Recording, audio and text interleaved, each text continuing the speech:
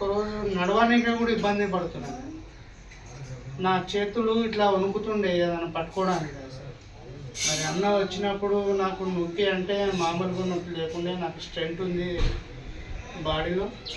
ఆ స్ట్రెంత్ ఉండడం కూడా నాకు యూరిన్ పాస్ చేసినప్పుడు కూడా నేను చాలా ఇబ్బంది పడుతుంది. నేను అన్న వచ్చి నాకు ప్రేయర్ ఆయిల్ వాటరు ప్రార్థన చేసి ఇచ్చి నేను వాడు దేవుడు నీ మీద స్వస్థపరుస్తాడు, నీ మీద కృప చూపిస్తాడని చెప్పి అన్న నాకు ప్రార్థన చేసి నాకు చేసినాకలే నాకు సాయంత్రం కూడా నువ్వు నాకు ఏదో ఒకటి చెప్పాలి, నీకు నీ ఆరోగ్యం ఎట్లా ఉంది, నీ పరిస్థితులు ఎట్లా ఉన్నాయంటే నాకు ఆ రోజు చేతులు వణుకుతుండే. ఇట్లా పట్టుకుంటే గ్లాస్ అన్న పట్టుకుంటే నేను చేతులు వణుకడం జరుగుతుండే. అట్లాంటిది వణుకుడు అనేది చేతులు వణుకుడు అనేది నాకు తగ్గిపోయింది.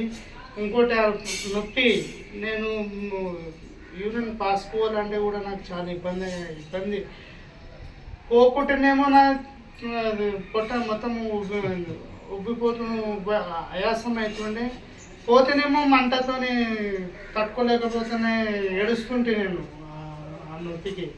నేను ఇప్పుడు మళ్ళీ అన్న సాయంత్రం ఫోన్ చేసి బ్రదర్ మీరు ఒక్కసారి నేను చేస్తాను, మొత్తం పూర్తి కూడా నేను పొద్దున్న లోపల తగ్గిపోతుంది, నువ్వు ఆ బాటల్నే నువ్వు ఇంకా కొన్ని నీళ్ళు పట్టుకొని ఆ బాటల్ ఇంకా నువ్వు అట్లనే తాగుతుండే అని చెప్తే నేను ఆ రకంగా తాగుతుండే. బ్రదర్ చెప్పినట్టుగా నాకు నొప్పి ఒక 50% పైన తగ్గిపోయింది.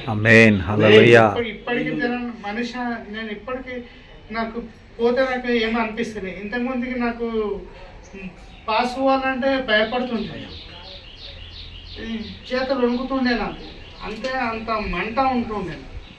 నాకు ఇంతకుముందు కూడా యూరిన్ మొత్తం పోతే బ్లడ్ వస్తుండే. ఇప్పుడు 15th ఆగస్టుకు నాకు సర్జరీ అయింది.